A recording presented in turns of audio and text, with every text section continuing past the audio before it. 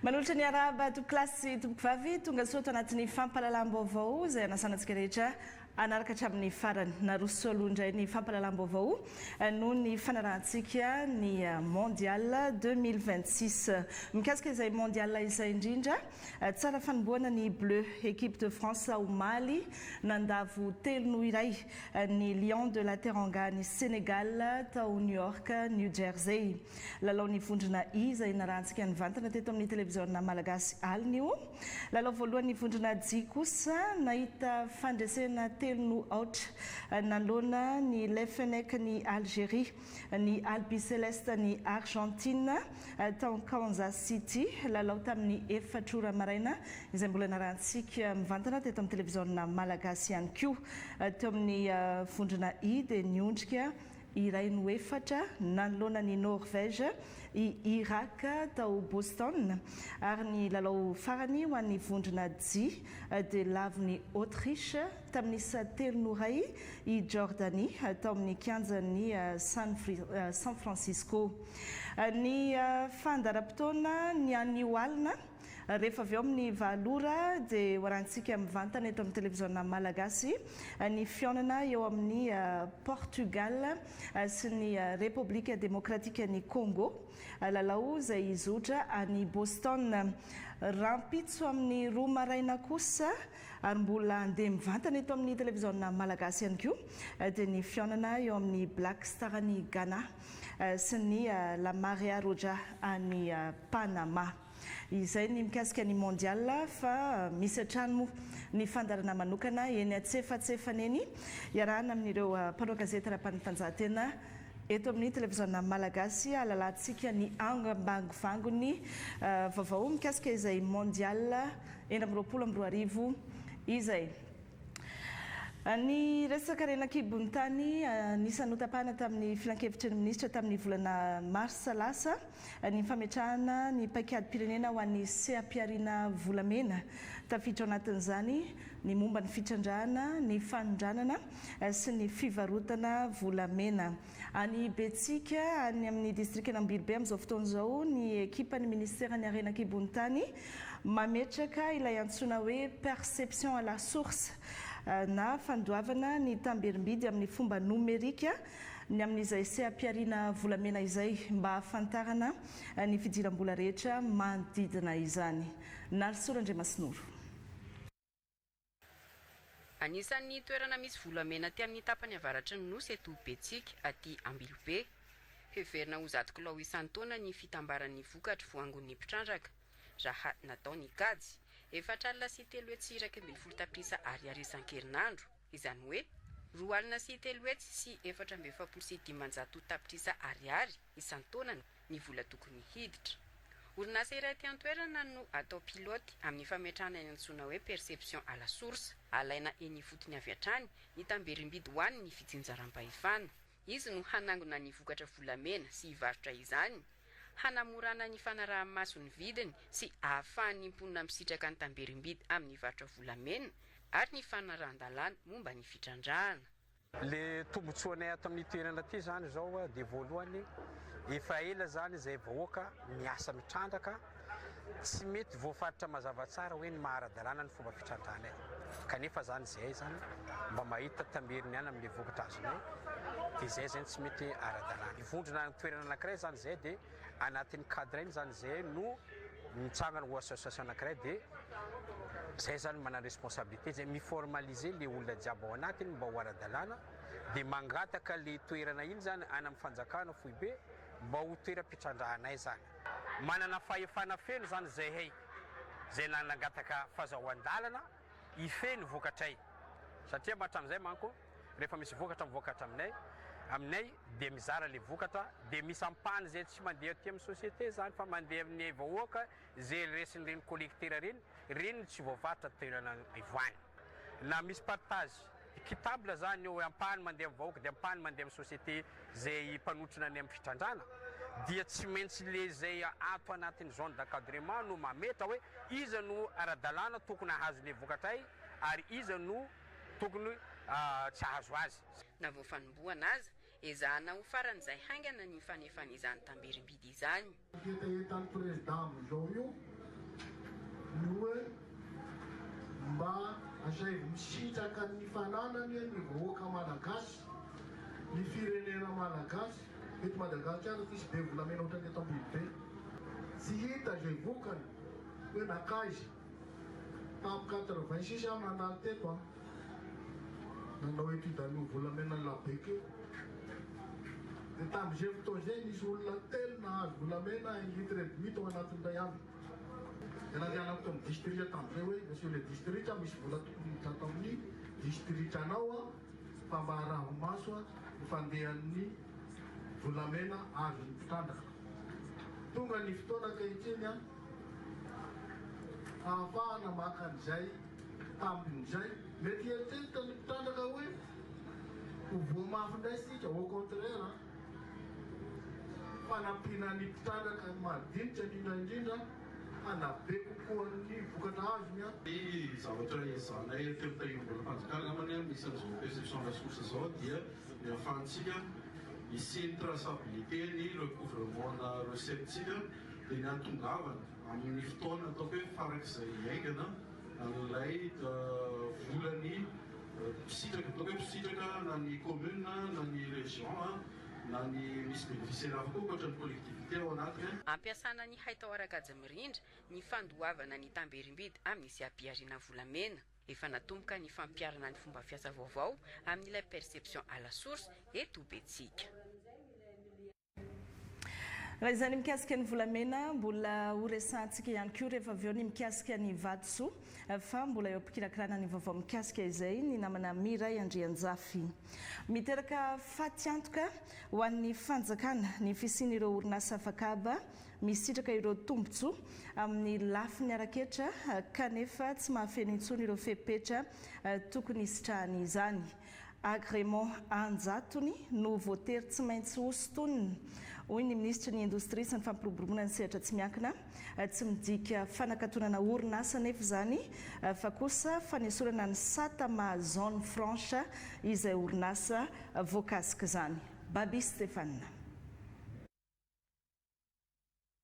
Hosontonina ny agrément ho ana orinasa afakaba 170 izay tsy mahafeno intsony ireo fepetra maha zone franche azy ireo.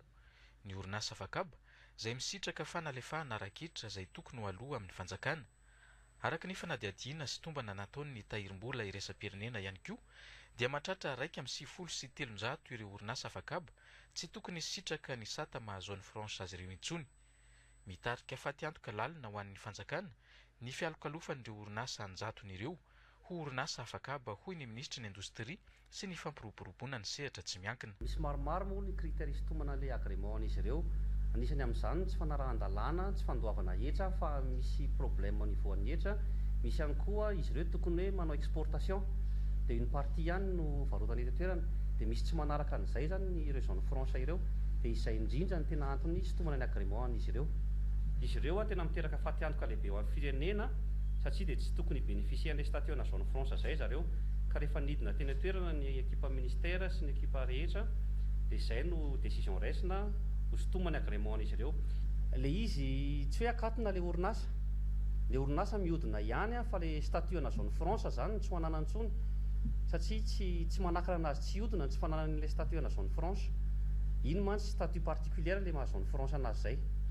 Manohy ny ezaka rehetra amin'ny fanapaharihana ny indostria iny fotony ny fitondram-panjakana amin'izao ary manitsy ireo tsy fahatomombanana tamin'ny fametrahana ireo orinasa madinika isaky ny distrika na ny ODOF. Amin'ireo 1,720 napetraka manerana ny nosy dia efa tsy mihodina intsony ny 700 izy ireny. Misy amin'ireo machine ireo no tsy feno, misy pièce tsy feno zany amin'ilay machine dia tsy afaka mihodina le izy. Misy koa any amin'ny toerana andefasana azy sy tokony andefasana azy. Raha tsy teny fotsiny aho ohatra akaiky indrindra raha machine manodina manga izany tokony any amin'ny faritra Majungany misy an'izany, dia nefa lasa any amin'ny faritra sy tokony misy manga na mesana le machine dia tsy afaka mihodina le machine. Dia izay no anisany no asa ataon'ny fanjakana zany amin'izao fotoana izao hoe ahoana ny andefasana indray ny ODOF io satria tena vola madio ny fanjakana 100% ny fidianan'ireo ODOF ireo. Tsy misy intsony ny ampimamba ataony na mpandraraha tokana na vitsivitsy amin'ny sehatra rehetra eto Madagasikara. Misokatra ny fahafahana mandraraha sy manangana orinasa eto amintsika amin'izao, hoy ny ministra ny indostria sy ny fampiroboroboana ny sehatra tsy miankina. hanome ainga avao ho an'ny sehatry ny indostria eto amintsika ny fanokafana ny tahirim-bola pirenena ho fampiroboroboana ny indostria na ny FNDI ary hanampitosika amin'ny fahafahana manodina ireo vokatra avy eto an-toerana ny fananganana ny Unipod izay manome lanja ny tanora sy ny fikarohana.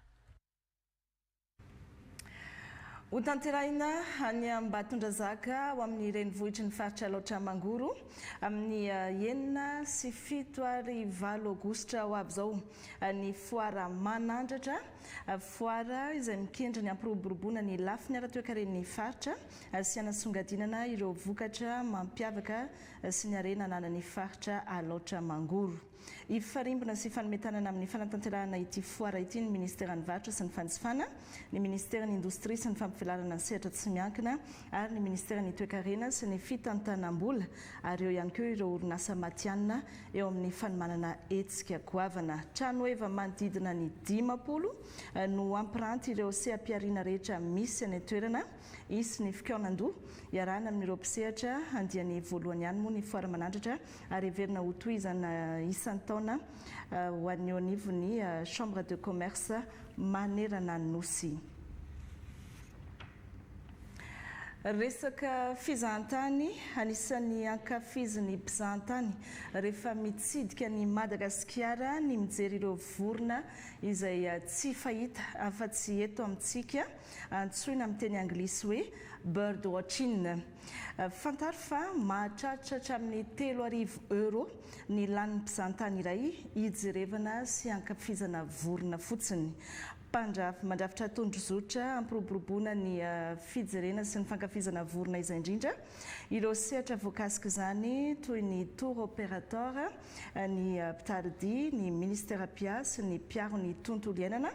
Araka ity angom-baovao entiny nandriana zavindra maro sy Mamra Voafison ity.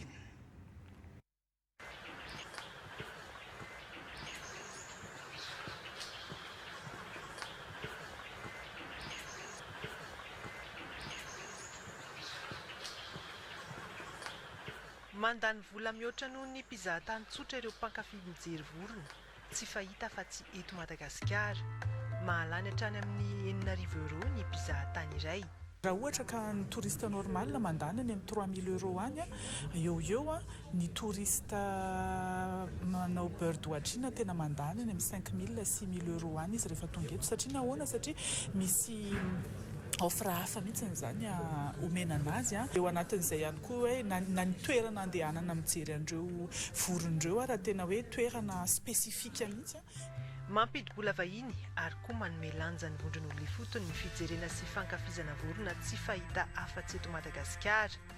Tena misy guide locaux tena spécialisé fatany hoe ohatran'izao ny feoana vorona ohatran'izao ka raha miteny le hoe touriste hoe izahay dia tena te hijery an'ity finaingo maitso ity dia fatany ohatry ny ahoana ny feoany dia fatany aiza ho aiza le toerana ipetrahany. Donc tena hoe impliqué tanteraka ihany koa ireo communauté locale ireo satria fitondrana ny entan'ny mpizahantany, fanaovana ny sakafo any anaty ala sy ny tariny rehetrarehetra iny dia ny olona manodidina no misitraka sy mamelona ary miasa ao anatin'izay sehatry ny fizahantany.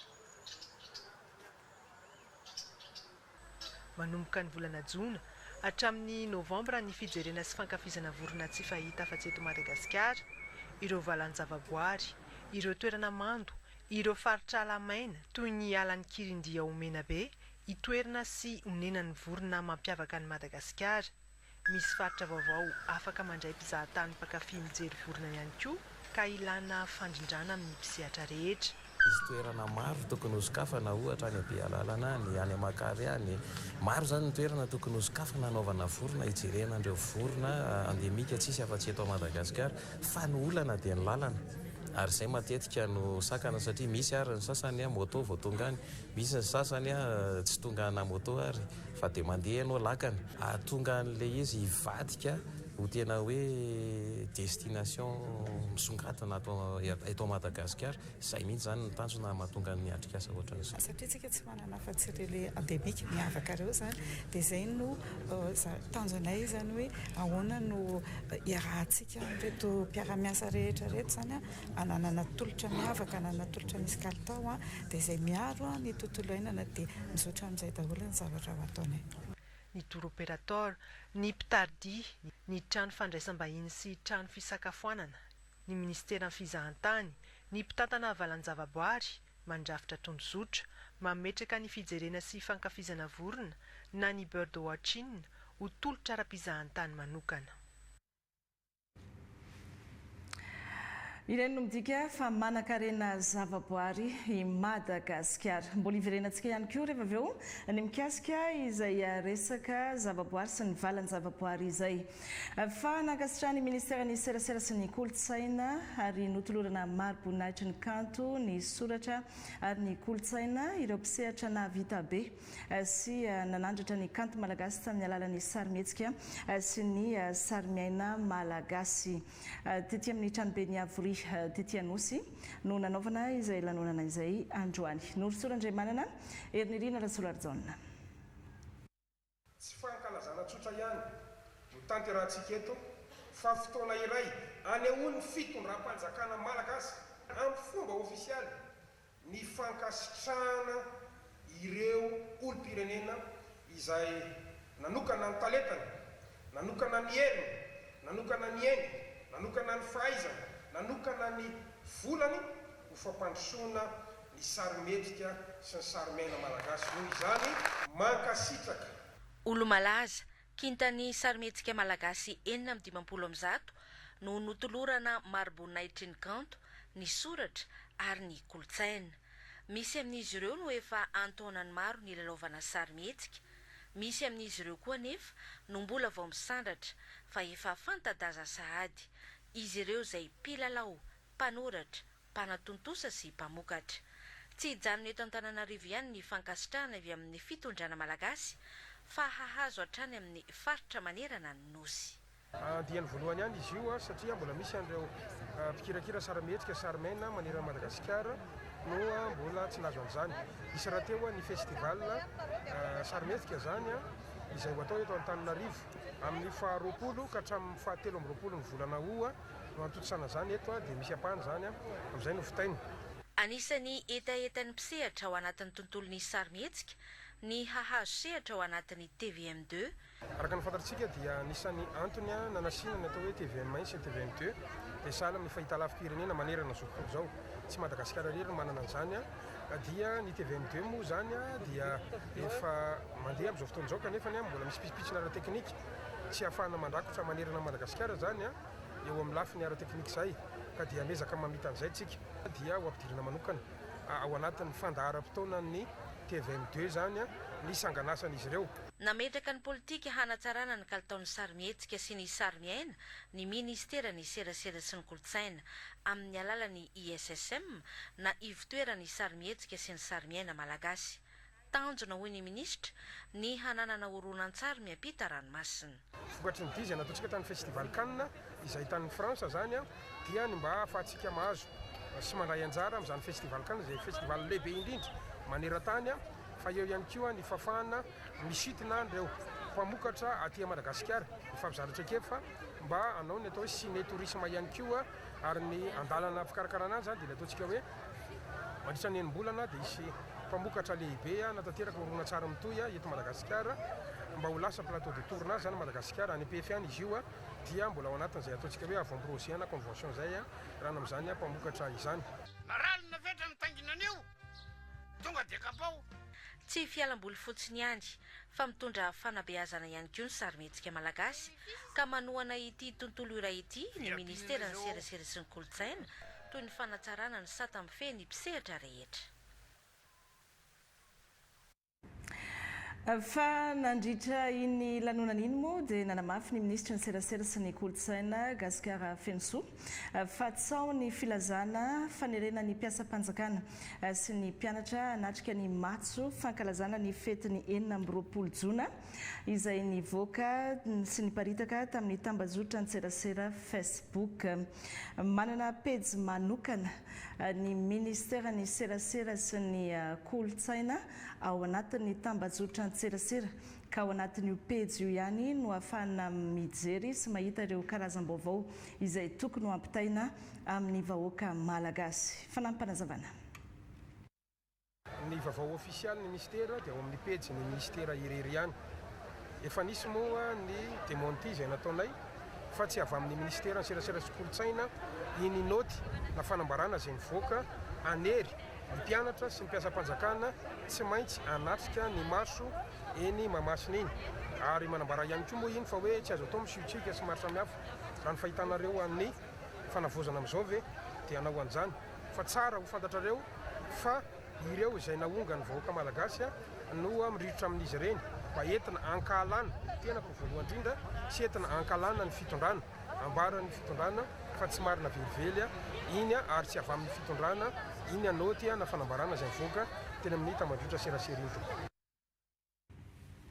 zay ny mikasika an'iny fa vita ary voarafitra ny teny mita iraisan'ireo ministera mikasika ny fitantanana ny fiankohonana sy ny zotra mpiraketana ireo tranga mpiankohonana tanjona ao anatin'izany ny fanatsarana ny rafi-mpiankohonana ka nisy ny fampahafantarana nataony teo anivo ny ministera ny atitany sy ny fitsinjaram-pahefana John Dimy Olotsalama. Vita ary natolotra ny ministry ny atitany sy ny fitsinjaram-pahefana ny teny mity iraisan'ny ministera mahakasika ny fitantanana ny fiankonana sy ny zotra piraketana ireo tranga mpiankonana. Dingana ara-politika lehibe sy fitaovana stratégique ho an'i Madagasikara izany izay miantoka ny fampiarana ny zo fototra ananan'ny tsirairay fahizina ara-dalàna. Miorina amin'ny andrefatra lehibe ny tanjon'ny fanatsarana ny fitantanana ny rafi-mpiankonana eo ny antoka fa voarakotra avokoa ny rehetra ny fanavozana sy ny fiarovana ny angon-drakotra mba hiarovana ny zon'olom-pirenena ny famarinana ny antotanisa izay manova ny soram-piankonana ho fitaovana fototra handrenana ny fanapahan-kevitra sy ny fandrindrana ny fitantanan-draram-panjakana ary ny fanamafisana ny fanaraha-maso iantohana ny faharetan'ireo boky firaketana mba entina manampy an'ilay tompon'andraikitra rehetra eny fotony amin'ny asa rehetrarehetra mifandraika amin'ny fandraisana ny soram-piankonana zany mazava tsara voalaza ao anatin'io teny mita io zany ny andraikitry ny tsirairay avy ireo rehetrarehetra izay miantsehatra amin'ny fanomezana sy ny fikarakarana ny soram-piankonana zany mba entina manatsara ny mandrakariva zany ny fitazomana ny soram-piankonana satria zava-dehibe io an'ny firenena ho an'ny olo-pirenena tsirairay ny fananana soram-piankonana izay atao hoe voaharo ary azo amin'ny ao anatin'ny fotoana malaky zany ary mifanaraka amin'ny didy aman-dalàna rehetra ny fikarakarana sy ny fahazahoana izany. Raha ny antotanisa voaray farany dia mbola ny 7.70 faingo 800 no tahan'ny zaza aotraka hatramin'ny 5 taona no mbola voarakitra ao anatin'ny boky fiankonana. Misy araka izany ny ezaka tsy maintsy hotratrarina. Vita izy io dia ho atota.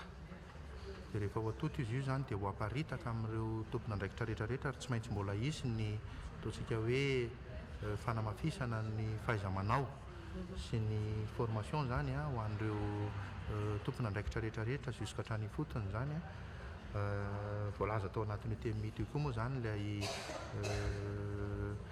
fanavozana ny lalàna izay nampitomboana ny fahafahana manoratra ny fahaterahana sy ny fahafatesana ho 30 andro lasa 30 andro raha fotoana fono izay izy teo aloha dia ataoko hoe zava-dehibe no fanatanterahana an'izay zany dia anaparitaka an'io manerana ny nosy zany zao no dingana manaraka ho atao.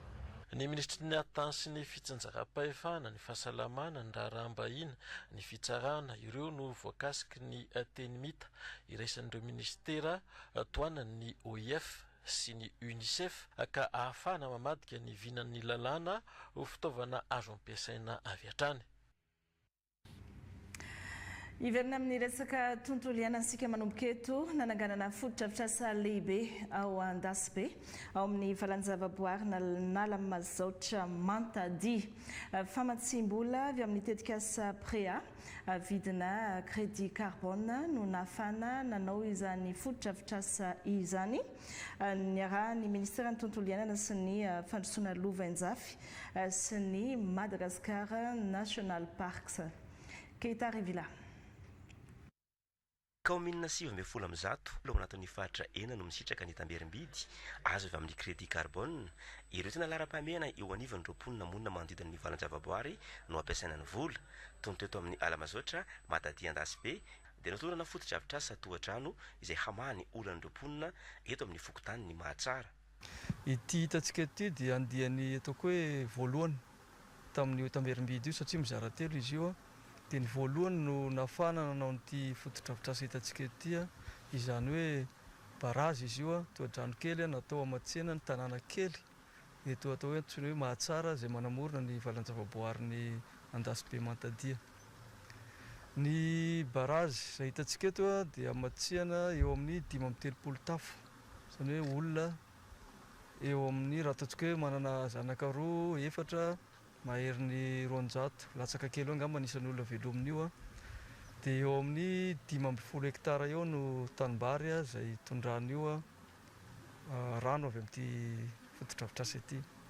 Vokatry ny fiarovany roapolona ny valan-javaboary no azahoany tamberim-bidy amin'ny alalan'ilay tetikasa Préa Red Plus. Izay famatsim-bola avy amin'ny banky iraisam-pirenena no nazahoantsika azy ary ny Madagascar National Parks dia atao hoe mpanatanteraka ity fotony manome ny atsika eto Mahatsara an'izany barage izany. Hitanareo amin'izao araka ny tenin'ny Jamera teo fa miaro nareo zany matoa nahazo an'izany atao hoe tamberim-bidy ny asantsika vokatry ny atao hoe carbone moa zany izy ity ny fiarovantsika ny roalireo dia misy vidina carbone azontsika amin'ireo dia satria niaro tsara tsika ny tandro fatratra ary tena sary-piaro amin'izany alazy zany dia nahazo tompontsoa dia hitantsika io amin'ny alalan'ny barage. Arahany teto Andasibe izay hatrany dia novatsiana fampitaovana ny RNM sy ny TVM izay efa niato tao anatin'ny 13 taona famatsim-bola azo avy amin'ny ampahan'ny vola miditra amin'ny sara-pidirana ao amin'ny valan-javaboary ny Analamasotra. Valan-javaboary misy 770 amin'izao fotoan'izao no tantanan'ny Madagascar National Parks manerana ny nosy ankalazana ny faha-5 taona ny MNP izay amin'ny zoma zao dia natanteraka hetsika miavaka izy ireo anamariana io tsingy eritaona io fanampanazavana. Amin'ny zoma 7 Jona izao nambro polisi ariva ao amin'ny Novotel eny Alarbi manomboka maraina moa zany dia atao hoe ireo fankalazana ny fomba ofisialy satria dia isy ny kabary fandimby ataon'ny manam-pahefana dia izy koa moa zany ny atao hoe conférence izay anasana n'ireo olona manamarika ny ataontsika hoe ny tantaran'ny fiarovana ny valan-javaboary zany dia izy koa ny maraina koa ataontsika hoe exposition any asan'ny Madagascar National Parks varavarana misokatra zany izy io izay anasanantsika vahoaka malagasy rehetra tsy ankanavaka hitsidika izany atao hoe exposition zany satria dia hitanareo ao ny 530 taona tantaran'ny ainan'ny Angap lasa Madagascar National Parks ankehitriny. Hitanareo koa inona izany valan-javaboary Antanety sy an-dranomasina izany hitanareo koa hoe inona ny asa izavo ireo olona miasa anatin'izany sehatry ny fiarovan'izany eo anivon'ny Madagascar National Parks ary tantara aminareo izy hoe ohatra hoe raha misafo parka dia ohatrany ahoana ny atao amin'izany raha anao hoe manahoana ny fijerevana fahasalaman'ny biby ho tantarain'ny ekipa aminareo zany toy izany koa ny hoe ahoana moa zany itony ataontsika hoe ala ahoana ny fikajianan'ireo mba tena hoe ho trano maharitra ho an'ny zava-mananaina rehetra ao anatin'izany valan-javaboary zany. Mbola mitiresaka valanjavaboary sy tontolo iainana ity ihany faritra misongadina amin'ny arena voajanahary an-tapitrisany hektara na antanety io na an-dranomasina no voaro tamin'ireo tsindry samihafa. Tsy vitsy ihany koa ireo vondron'olona ifotony no niatsara velotena izay lasa manampy amin'ny fiarovana ny tontolo iainana. Nisongadina ireo tamin'ny tatitra mikasika ny tomban'ny 30 taona ny fondation Tanmeva nampahafantarana niaraka tamin'ny asa natao sy ny fitombon'ny famatsiam-bola avy amin'ireo mpiara-miombonantoka. Aina Rabetany, Jakila Kotomanga. Faritra misongadina amin'ny harena voajanahary an-tapitrisany hektara no voaro. Vondron'olona ifotony anjato no niatsara ny velotenany izay nampiena ny tsindry amin'ny tontolo iainana. Tetikasa 720 no voavatsy vola. Ireo no isan'ny teboka nisongadina tamin'ny tomban'ny 30 taona ny asan'ny fondation Tanmeva raha ny tatitra natao tamin'ny mpanao gazety. Maro dia maro ny tetikasa tanteraka tamin'izany fiarovana tontolo iainana izany, fa tsy fiarovana ihany koa fa fanampiana an'ireo vondrony fotony anana fotom-pivelomana izay miainga avy amin'ny zavaboary fa sady miaro ny zavaboary no mampiasa ny zavaboary zany izay misy eto Madagasikara. Betsaka ny tanjona tratra amin'ny 30 taona manaraka dia manantena fa ho avy roeny ny vokatra azo miaraka amin'ny vondrony fotony. Tsy azo itovirana arak'izany ho sekretera jeneraly ny ministera ny tontolo iainana sy ny fandrosoana ny fanjafy ny fiaramiasan'ny fanjakana sy ny fikambanana amin'ny sehatra ny tontolo iainana toy itony izay ahazona tombony maro lafy. Ny fiatraikany any amin'ny ifotony vahoaka ny ifotony tantsaha, ny fiatraikany any amin'ny tontolo iainana maparitra ny fiarina rehetrarehetra zay anatin'ny rovoary zay ary ny fiatraikany raha toekarena ao Madagasikara amin'ny alalan'ny fampidirana ireo mpivahiny zay mamizatany dia anisany hery lehibe ho amin'ny firenena ho amin'ny fampiroboroboana ny toekaren'ny Madagasikara. Ka raha ataony teny tokana tsy afaka hiala atsika amin'ny fiaramiasa amin'ny reto mpiara-mibonantoka indrindrandrindra tsy piko manokana ny fondation Tanmeva izay nahazoantsika vokatra tsara ary mbola miandrandra vokatra tsara koa tsika amin'ny 30 taona manaraka. Fifanaovan-tsony rososony mifandraika amin'ny fiaramiasan'ny fondation Tanmeva sy ny AFD ary ny ministera ny tontolo iainana sy ny fandrosoana ny fanjafy moa no nanamarika ity fotoana ity izay mifantoka amin'ny fiarovana ny alaonga any amin'ny faritry boela ny kilany ary ny fitantanana maharitra ny carbone anetsinanana andaniny. Mpamatsy vola ny olona ny fotony amin'ny fiarovana ny arena voajanahary dia ny fampitomboana ny vola raha 9 millions de dollars tany ambolohany ny vola capital ny fondation Tanmeva ankehitriny efa tafakatra anao any amin'ny 20 millions de dollars ny ataontsika hoe totalim-bola zany ny fondation Tanmeva. Eo ihany koa le vola hafa avy any ivelany amin'ny taoriny ilay fanaovan-tsony teo zany dia azo lazaina hoe manakaikaiky ny 60 millions de dollars ano any na 10 tapitrisa dollars ny vola zay ho kirakiraina ao anatin'ilay hoe fond ivelany na vola ivelany ho ampiasain'ny fondation Tanmeva.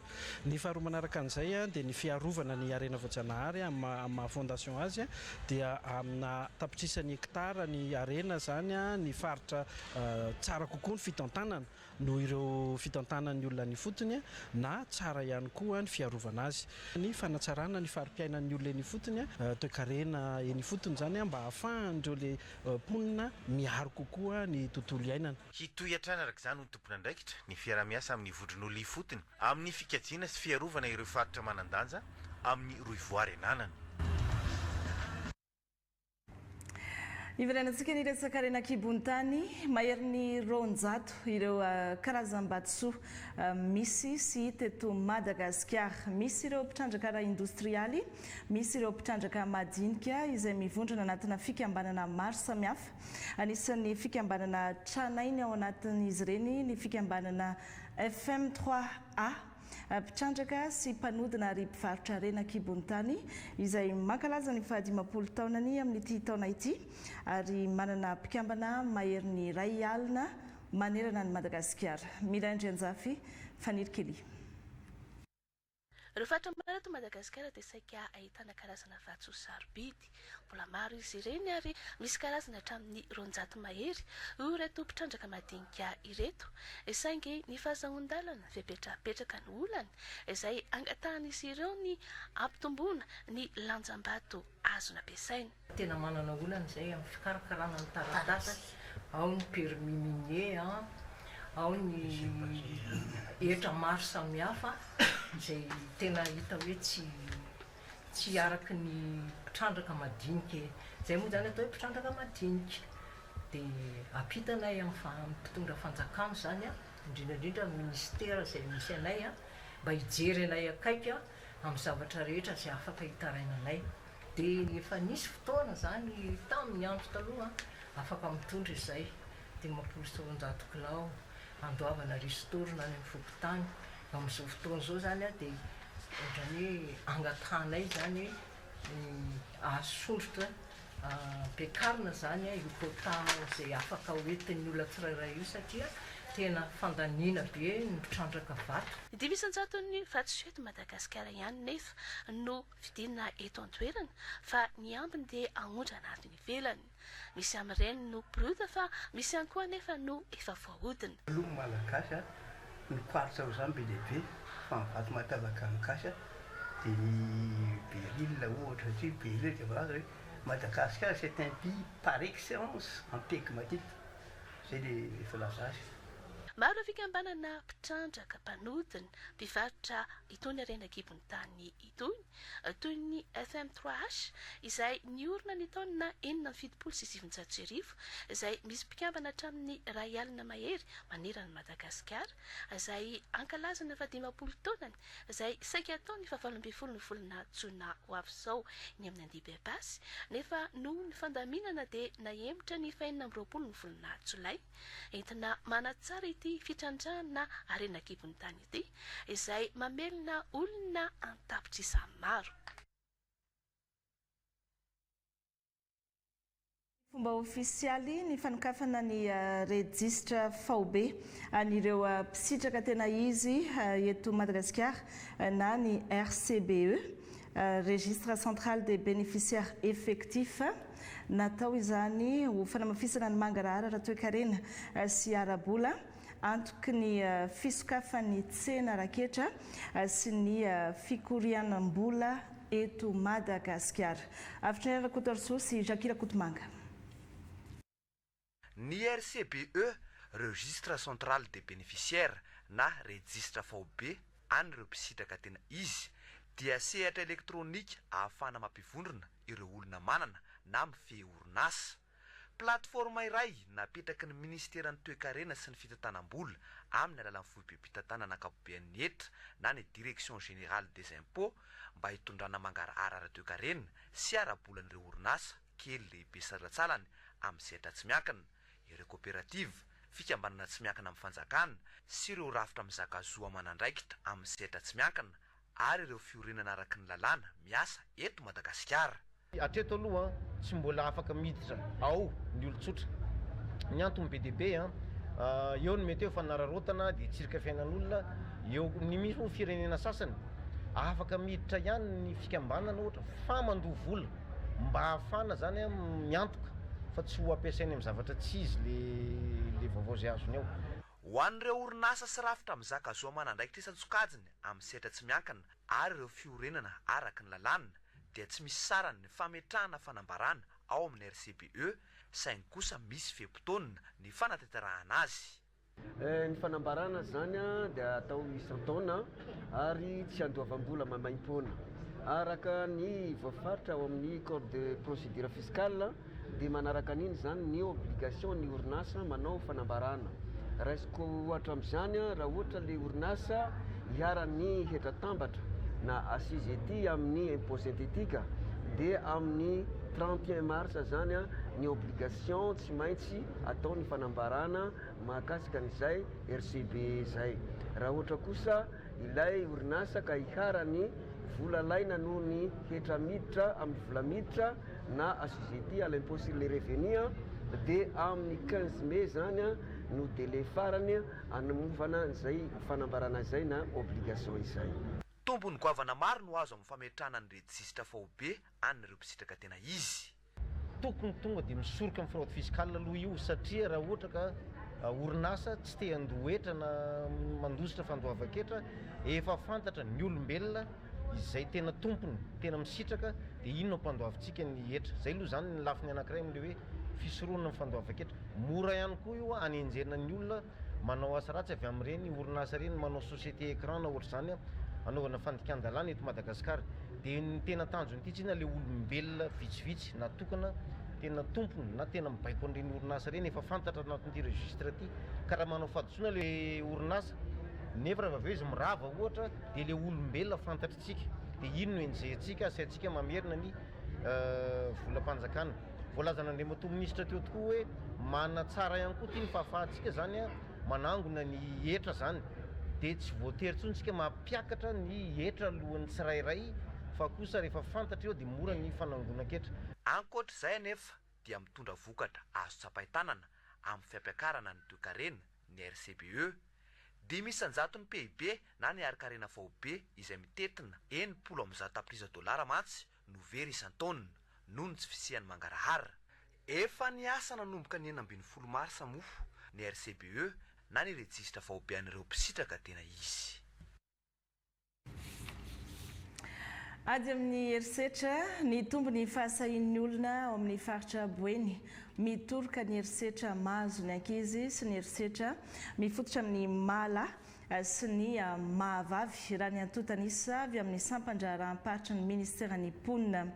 Misy ihany koa ny fifanohanana sy ny fifanolora-kevitra avy amin'ireo mpisehatra amin'ny ady amin'ny herisetra ary mbola namafisy ny tetikasa prodigie tamin'ny alalan'ny fiofanana nomena azy ireo indray zany tany Mahajanga. Any an-toerana manao ny ango-baovao ny namana Priskara Kotonandrasana sy Andra Jaonarvao.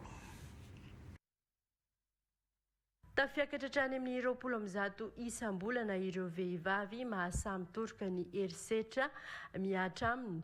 Tonga teto anivo ny fitaliavam-paritry ny ministeran'ny mponina teto Mahajanga raha manodidina ny 70 ka hatramin'ny 20 isam-bolana izany talohan'ny volana Martsa taona 2022.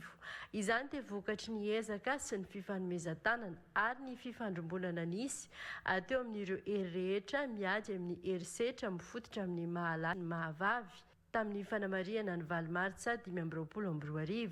Anisan'ny nandray anjara mavitrika tamin'izany ny departemanta miady amin'ny herisetra mifototra amin'ny mahavavy eo anivon'ny tetikasa prodigie. Prodigie tena nampibetsaka anay satria ataoko hoe nampivondrona an'ireo acteur rehetrarehetra ho tambatra ao anankiray ary ny vaovao amin'izao zany tena malaky be zany ny antran'le acteur izay mandray an-tanana ny resaka herisetra manjady malaso mafana. Efa nanomboka tamin'ny taona 3 no tafajoro sy nisy teto Mahajanga ny tambazotra fiarovana ny ankizy. Ny taona 5 tany ho any kosa no efa nisy ny ivotoerana fiainoana sy fandraisana tanana ireo olona izay niara ny herisetra mifototra amin'ny mahavavy.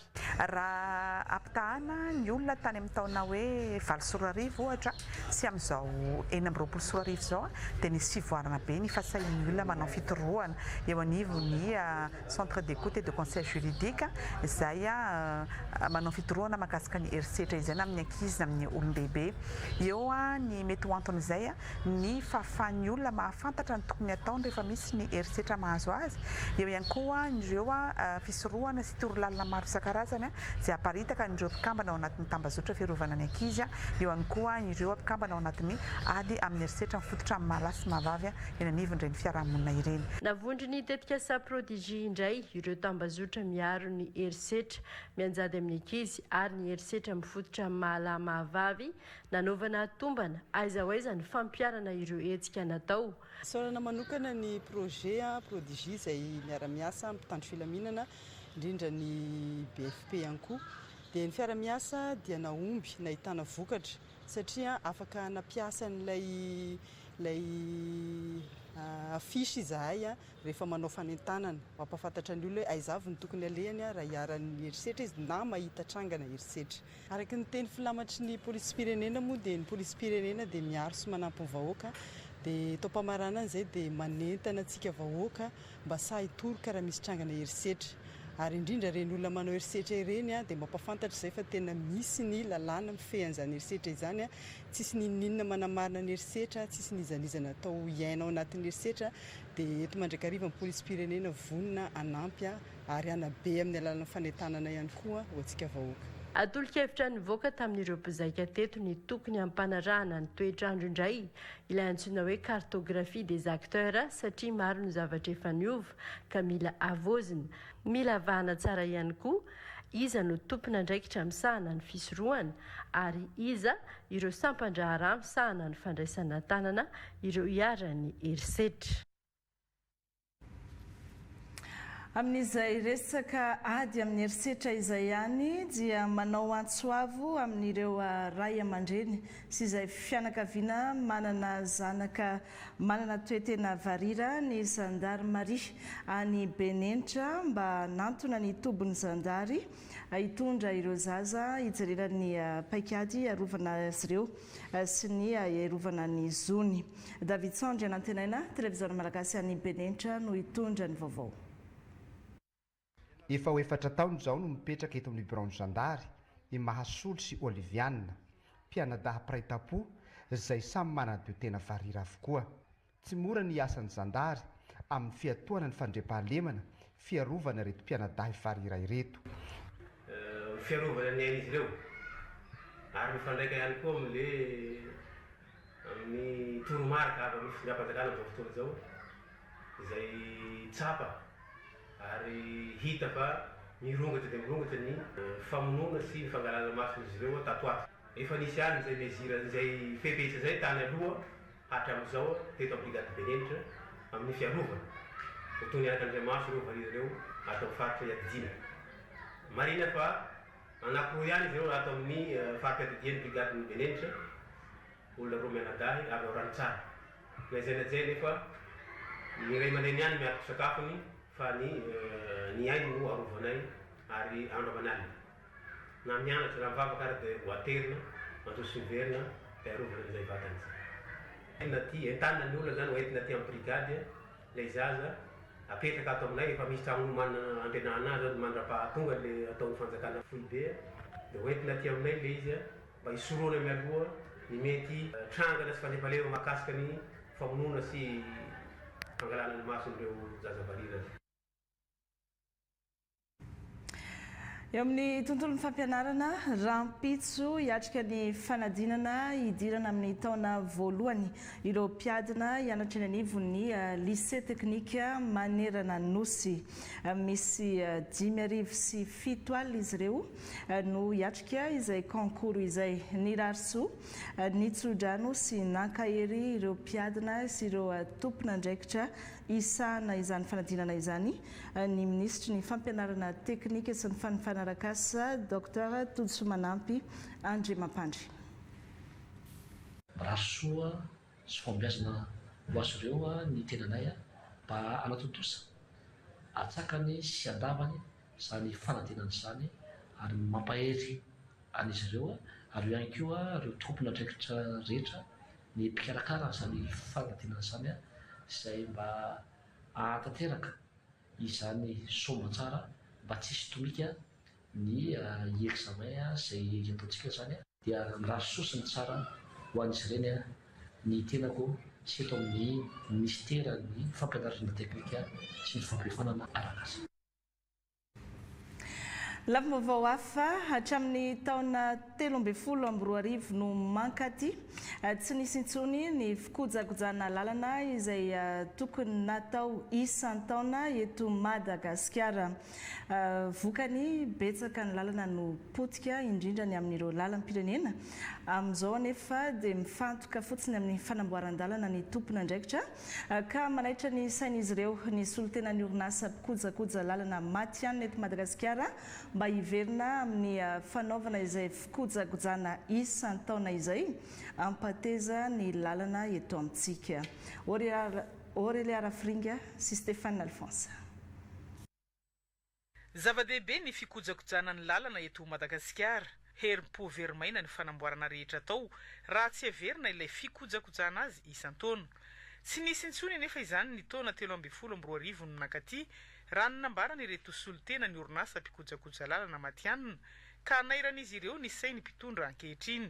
Reny tourna amin'ireny route nationale reny inge matoa asiana le hoe travaux de la gaz na travaux de cantonnage amin'ny sisiny mba hahalehibe an'le angle amin'ny hitondrany chauffeur automobile fa reny nge feno bozaka dia dorotanety sisa no nanamboatra an'ireny ny volany tamin'ny fond d'entretien routier no namatsina ny transition tamin'izany fotoana zany tateoriana rehefa niditra ny 4e république premier mandat ny 4e république tsy nanao entretien routier 2013 nandehanaka niditra ny 2e mandat ny 4e république nalianandoavana volan'ny jiramany 600 milliards d'ariary CP18 zay tokony natao tamin'ny 2019 tonga mony coronavirus 2020 zay nanao azy vita ny asa mbola tsy hita popoka zany la tatarainy namanay teo hoe tapaka lalan-drà mihitsy ny namanay satria nanao caution nanao garantie ny fananana ny trano tototo lasa ny banque dolodolodolo nandalo fotoan-tsarotra ny orinasa mpikojakoja lalana eto Madagasikara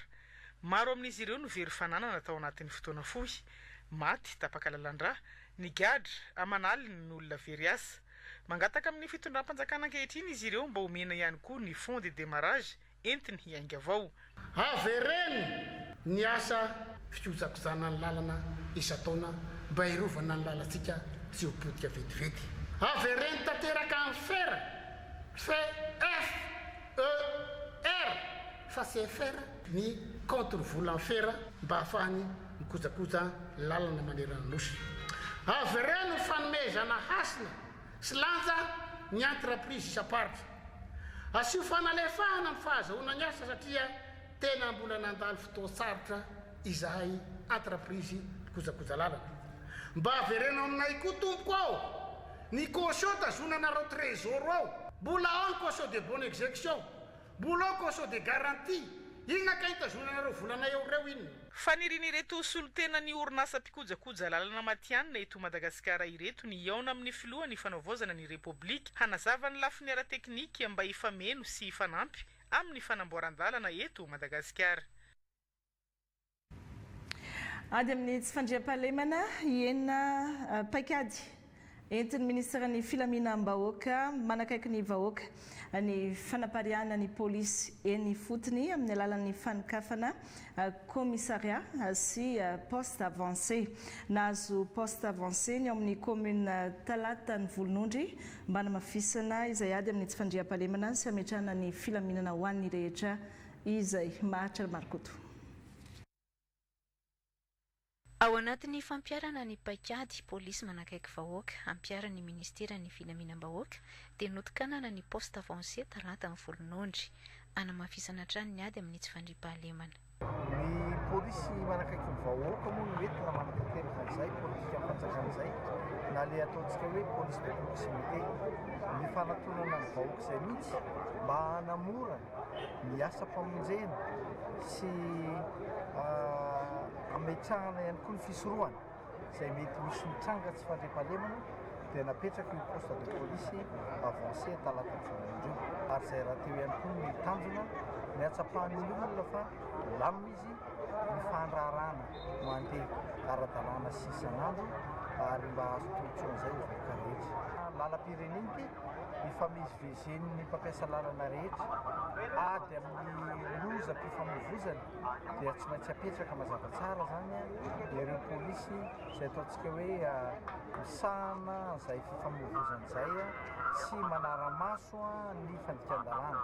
Eo ihany koa ny fijerena manokana an'ireo toerana saripady ary mety hanjakany tsy fandriam-pahalemana eo amin'ny toerana eto amin'ny talata ny volonondry raha maso amin'ny alalan'ny fitsirihana matetika amin'ny alalan'ny patrouille sy ny fanatonana ny vahoaka izay dia manome toky fa hanatsara ny tontolo sy tantana an'izany fandriam-pahalemana izany ao anatin'ny fiarah-miasa ny FDS ao anatin'ny fiarah-miasa ny fokon'olona ny fokotany rehetra mba hisitrahantsika nyzany filaminana izany. Talata ny volonondry izay misy fokotany 440 no commune fa 4 marom-ponina indrindra ao anatin'ny distrika n'Antananarivo Avaratrano manentana hatrany ny fiarah-miasa amin'ny vahoaka ny mpitandron'ny filaminana. Nazo fitaovana maromaro avy amin'ny sapeur pompier any Canada ny vondry ny mpamonjy vona eto Antananarivo renivohitra. Ny Amatianina amin'izay asa famonjena vona izay ny tanjona amin'izao fampitaovana sy fiara-miasa eo amin'ny rotonta izao. Volana Farasoa, Stéphane Alphonse. Tato anatin'ny enim-bolana voalohany dia nahatratra 70 ireo firehetana an-tranga teto Antananarivo renivohitra sy manodidina, firehetana trano, fiara ary doron-tanety, raha ampolony teo kosa ireo olona maty an-drano. Anatsara ny fomba fiasan'ny vondrona mpamonjy vona eny Tsaralalàna hiatrehana ireny loza ireny, ireto fitaovana nomeny ny pompier canadiana ireto. Zava-dehibe ao anatin'izany ny EPI na ny équipement de protection individuelle ho an'ireo mpamonjy vona 270. Ahitana tuyau, botte tsy matahotra afo ary azo entina misitrika ny anaty rano, générateur hydraulique sy extincteur, motopompe ary fanamiana isan-karazany. Fitaovana amin'ny asa famonjena vona izy io ray container izay mirefy 40 pieds ireny. Misy fitaovana mahakasika ny afo ao, misy fitaovana mahakasika ny rano, misy fitaovana mahakasika ny famonjena vona amin'ny lozam-pifamoivoizana, fitaovana ihany koa amin'ny resaka famonjena amin'ny toerana avo sy amin'ny toerana ivo. Tsy atahotra tsony miditra ny anaty afo, tsy atahotra tsony satria tena efa complet ny fitaovana. Mitombo kokoa zany ny fahatokisana rehefa mamonjy voina amin'ny resaka afo amin'ny alalan'ireo fitaovana misy tenue de feu, ny casque, ny cagoule, be dia be izy io. Izao zany dia afaka mitentsika efa manomboka manatratra ny fenitra iraisam-pirenena amin'izany mampamonjy voina izany. Nanamora ny fahatongavan'ireto fitaovana ireto ny commune Antananarivo renivohitra. Mampitondra tendrisaorana ho anareo ny avy any fitondram-panjakana satria tsy misehatra ho an'Antananarivo renivohitra reny ny asa andreketanareo fa ndraindray anareo tonga hatrany amin'ny faritra maro samihafa. Fanampin'izay dia natolotra teto koa ireo kidoro miisa 70 avy amin'ny orinasa vita foam. Ankoatra ny fampitaovana, lahara-pahamehan'ny vondrona mpamonjy vona eto Tsaralalàna ihany koa ny fiofanana sy ny fitezana miaramila ary ny fanamafisana fiara-miasa amin'ireo mpiray ombinantoka eto an-toerana sy any ivelany mba hisy fiantraikany amin'ny mponina Antananarivo ny asa tanterahan'izy ireo andro aman'alina.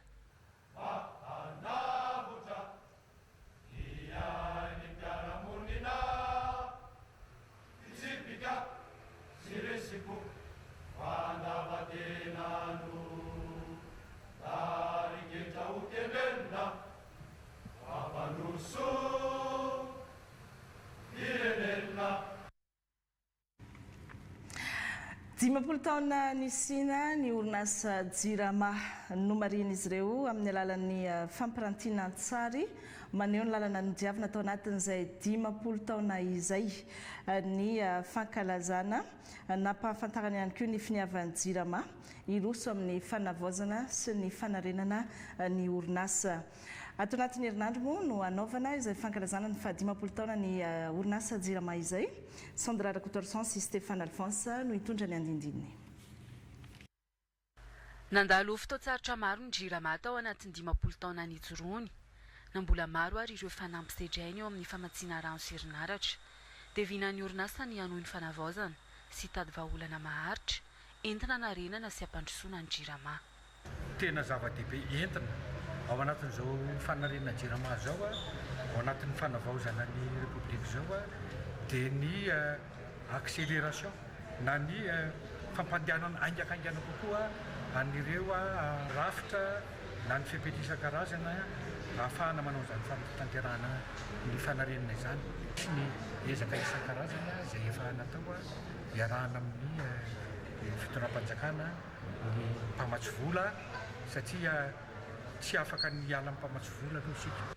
Raha mampatsiahy ireo lalana ny lalovan'ny Jirama ny fampirantiana an-tsary etsy Ambohida dia manamafy kosa ny tompon'andraikitra fa apetraka hatrany ny paikady anatsarana ireo tolotra. Fametrahana ireo angovo mandeha amin'ny alalan'ny masoandro izay efa hitantsika fa misy zao any Mangatany efa mihodina zany amin'izao fotoana izao eo amin'ny 5 mégawatt eo, eny Ilafy 7 mégawatt no eritreretina hiteraka fa efa misy 1 mégawatt efa miditra ao anatin'ny tambazotra mpitsinjarana herinaratra eto Antananarivo. Misy ny an'ny fanamafisany zany koa ny amoramanga ohatra maromaro izy ireo todrano mandekaleka zany amin'ny fotoana amin'ny maintany dia mazava ho azy midina ny tahanyrano zay mampiodina mandekaleka manjary mampiasa moteur thermique goavana be zany izy fantatsika nefa ny hoe ohatrinona ny vidiny solika amin'izao fotoana izao dia izay no mahatonga an'le hoe isaky ny feno ny fepetra ahafahana mandatsakorana manao orana artifisialy dia manatanteraka izany ny jirama.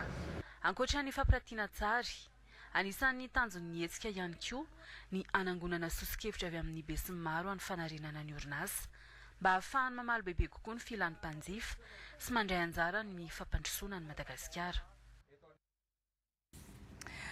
Voatsely zay dia nisy didy mpitsarana navoaka ny fitsarana mahakasika dokotera mpikambana ao anatin'ny ho lavitry ny mpitsabo eto Madagasikara. Nanao fanambarana mikasika ity tranga ity ny ho lavitry ny mpitsabo eto Madagasikara tahaka izao izay fanambarana izay. Ny ho lavitra dia manamafy ny amin'ny fanajana ny lalàna etika ara-pitsaboana ary ireo fepetra voarakitra ao amin'ny lalàna deontolojia ny asa fitsaboana no sady mampatsiahy ihany koa fa ny tombana andraikitra mifandraika amin'ny fikarakarana ara-pahasalamana dia tokony iorina amin'ny fandiniana marina tsy mitanila ary feno ny zavamisy tombanana anatin'izany ny andraikitra isam-batan'olona ary mijery ireo ambana ara-pintantanana ara-drafitra ary ireo fepetra sy fenitra iasan'ny mpitsabo izay misy fiantraikany amin'ny kalitaon'ny tolotra ara-pahasalamana sy ny fiarovana ny fitsaboana omena ny marary. Ny kalitao sy ny fiarovana ny fitsaboana dia andraikitra iombonana ka ilana ny fandraisana andraikitry ny mpiasa ny fahasalamana sy ny mpiantsehatra rehetra ao anatin'ny rafi-pahasalamana. Mifototra amin'ny andraikiny amin'ny fandrindrana sy fampiroboroboana ny etika ara-pitsaboana ny ho lavitra ary miantso ny sy ny fandiniana lalina sy tsy mitanila ny toe-javatra rehetra nitarika ireo tranga ireo ary manamafy ny fanoloran-tenany hiaro ny asan'ny asa fitsaboana sy ny fitokisan'ny vahoaka ary ny tombotsoa amboniny marary. Ivana kely amin'ny resaka fanamboaran-dalana sika hena amin'ny ampahany betsaka ny fitohanan'ny fiara eto an-drenivohitra raha toa ka vita ny lalana ao amin'ny commune Viliahazo izay mampitohy ny lalam-pirenena faharoa sy ny lalam-pirenena fahatelo natomboka tamin'ny fomba ofisialy androany ny fanamboarana ny lalana. Ny faritra Analamanga no miantoka ireo fitaovana fanamboaran-dalana lehibe miaraka amin'ny tolo-tanan'ny mponina sy ireo zanaka ampelezana. Milaindry Anjafy sy Ambintsondry Maservelo. Afaka 20 andro dia ho vita ity lalana eto amin'ny commune Viliazo ity izay ao anatin'ny faritra Avaradrano izay mirefy 530 kilometatra. 12 kilometatra miala ny Sabotsynamehana izy saingy atao anatin'ny ora roa na telo rehefa maintany izay miteraka olana amin'ny fifamezivezena indrindra ny famoahana ny vokatra. Miteraka fijalian'ny mponina aloha voalohany reny fitaterana vokatra tan'izany hoe mamboly ny olona aty dia mamboly voliavitra mamboly ihany koa tongolo ary indrindra moa ny resaka charbon na hazo dia amin'izao izy rehefa vita ny lalana dia mandeha tsara. Ampiana ny fitohanana ny fifamoivoizana eto Antananarivo sy manodidina ny fahavitan'ity lalana ity no izy mivoaka amin'ny lalam-pirenena faharoa sy fahatelo izay ezahana ho vita tsara ary haritra. Teknisianina no tena mahay azy fa ny anaovany anazy ao pasohany amin'le niveleza io dia asiana n'le camion izay maromaro eo anay zanaka ampelezana mitaona n'le quartzita aty aminay misy point anankitelo rakotra amin'le lalana fa 35 km io dia ho mafy tahaka ny goudron ihany izy na dia tsy hitovy amin'ny goudron dia tombontsoa be satria mampitoy ny RN2 RN3 za moa atanka amin'ny camionnery ihany koa dia tena mampiasa camion amin'ny lalana mandeha amin'ity lalana ity. Ny faritra Analamanga no miantoka amin'ny fitaovana lehibe toy ny engin fa ireo mponina sy ireo zanakam-pielezana avy amin'ny fiangonana eto an-toerana no hiantoka ny solika sy ny sakafon'ireo mpiasa. Fanomboana ihany ny eto Filiazo hoy ny lehibe ny faritra. 5 kilometatra no amboarina aloha ato anatin'ny distrikta Navaradrano fa efa mijery ny planina ihany koa ny amin'ny ahafahana manohy izany amin'ireo commune hafa ihany koa eo anivon'ny faritra Analamanga. Mahatratra 520 kilometatra ny lalana efa vita amin'ireo distrikta izay noresahako teo ireo zany izay efa nanamboarana ny lalana hatreto.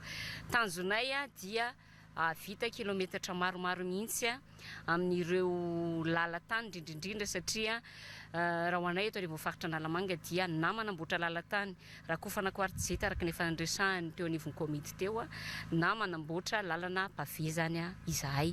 Anisan'ny fepetra takina rehefa vita ny lalana ny fanajana ny entina hoentin'ireo fiara indrindra ireo fiara lehibe fa indrindrindra ny tsy fampiasana ny kodiarana vy ho an'ireo sarety.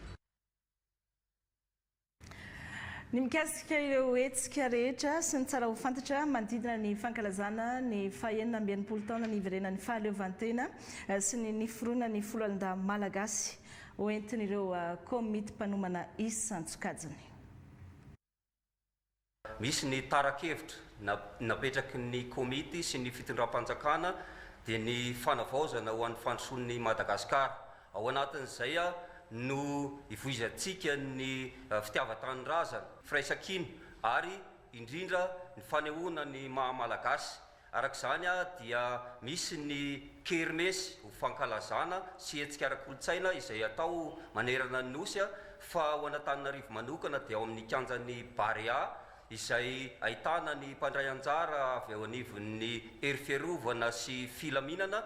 Dia misy ny tranoeva miisa hatrany amin'ny 9 mahery ihany ho hitantsika ao izay efa nanomboka tamin'ny 13 ny volana jiona teo ny hetsika ary farana ny 20 jiona izao. Ahitanareo zavatra maro ao anatiny toy ny fampisehoana ny maizy azy ny hery fiarovana sy filaminana indrindra ny kilalao an'ny ankizy ho an'ny tanora ary ny olon-dehibe. Eo ihany koa ny hetsika ara-kolotsaina misy ny podium isaky ny tolakandro manomboka amin'ny 3 ary ny fidiranao moa dia tsara ho marina fa maimai-poana ho an'ny malagasy rehetra sy izay vahoaka te hanatrika an'izany. Misokatra manomboka amin'ny 7 maraina ary tsy mifarana raha tsy amin'ny 7 oralina. Izy tokoa ny fampisehoana ara-miaramila izay ho atao amin'ny stady Makiandro-Tapenaka ny andron'ny 20 Jona 2024 izay hanomboka amin'ny 2 ora. Izara efatra lehibe ny fandaharam-potoana amin'io fotoana io dia ny tapany voalohany dia isy ny seho manokana ho asehon'ny tafika. Faharoa manaraka an'izay isy ny seho manokana izay ho avoakan'ireo avy ao amin'ny gendarmerie nationale ary ny tapany fahatelo dia isy ny seho manokana izay ho asehon'ireo polisy-pirenena ary ny mamarana azy ireo seho izay iarahan'ireo vondron-kely 3 miaraka ireo. Ny mampiavaka azy dia isy ny fampiasana ny drone pitsikilo. Isy ihany koa ny fampiasana an'ireo angidy-by izay ananan'ny tafika malagasy amin'ny azo ampiasaina amin'ny fanavotana an'ireo takalinaina ary koa famoana an'ireo takalinaina ireo hivoaka ny toerana izay ataontsika hoe toerana mena. Maimam-poana ny hetsika izay atao amin'io andro io ary ny olona rehetrarehetra dia asaina avokoa hijery an'io hetsika izay ho ataon'ny vondron-kery 3 io.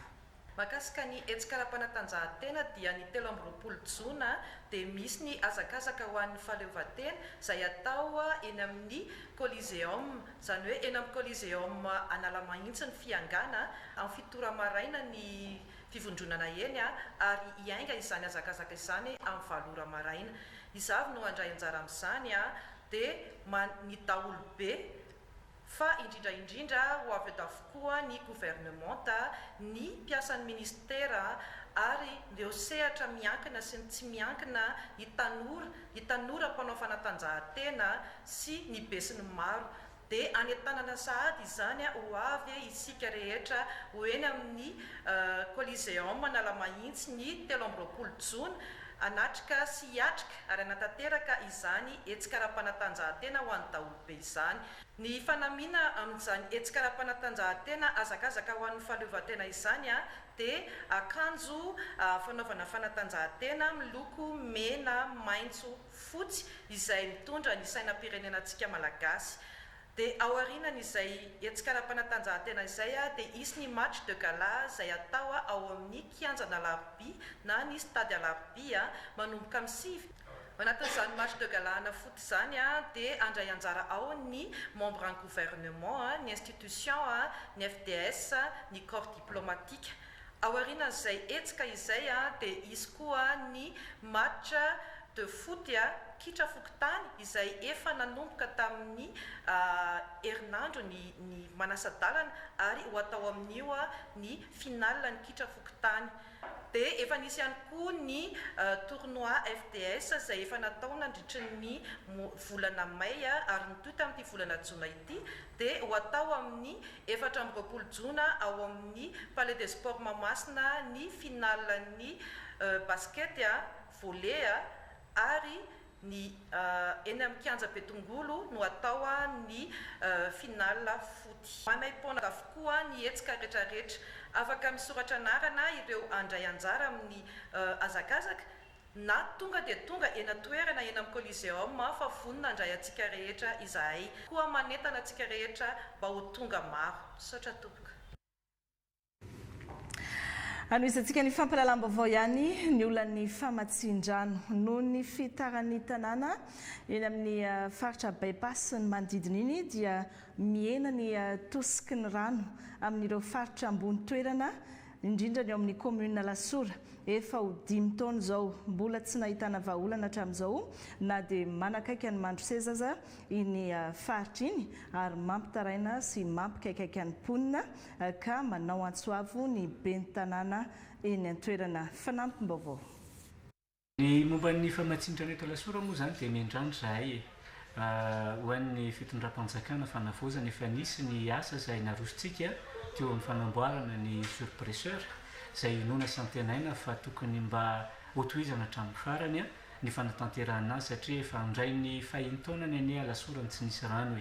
Nisy ny ezaka izay efa natao ny fitondram-panjakana tao anatin'ny fampitomboana ny rano fikarina ao Mandroseza dia mba irariana mba hisitrahanay an'izany rano izany dia inona ihany koa fa mba andray an-tanana ny tsy fisin-drano izany ety Lasora ny fitondram-panjakana tsy mba amin'ny alalan'ny bonbonina tsony ndray tompoko raha mbola azo atao fa mba tena hoe le rano any anaty fantsona mipaka ny vahoaka.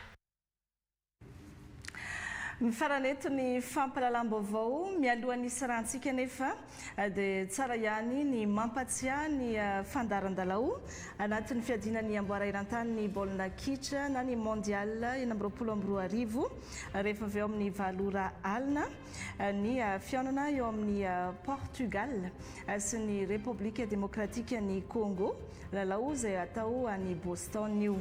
Amin'ny roa maraina kosa dia ny fiaonana eo amin'ny Black Star ny Ghana sy ny Maria Roja ny Panama izay samy morantsika mivantana eto amin'ny televiziona malagasy avokoa ireo lalao roa ireo eny antsefatsefany eny dia misy hatrany ny fandarana manokana iarahana amin'ireo mpanao gazety ara-panatanjahantena eto amin'ny televiziona malagasy mikasika ny mondial. Misaotra antsika rehetra nanaraka ny fampahalalam-baovao, misaotra ny ekipa rehetra niarana natontosa rampitso indray mirary soary tompoko klasy tompoko fafy.